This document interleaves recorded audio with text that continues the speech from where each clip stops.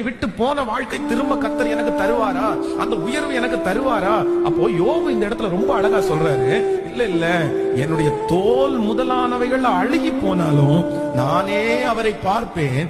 அந்நிய கண்கள் அல்ல, என் கண்கள் அவரை காணும். சூழ்நிலைகள் சாதகம் இல்லாமல் போகலாம், உங்கள் சரீரங்களிலே பலவீனங்கள் வரலாம், நீங்கள் இழந்த காரியத்தை திரும்ப பெற்றுக் கொள்வதற்கு வழியே இல்லாமல் இருக்கலாம். அதற்காக இனி எத்தனை வருடம் உழைப்பது, எத்தனை நாட்கள் ஓடுவது, இப்படிப்பட்ட எண்ணங்கள் எல்லாம் இருக்கலாம்.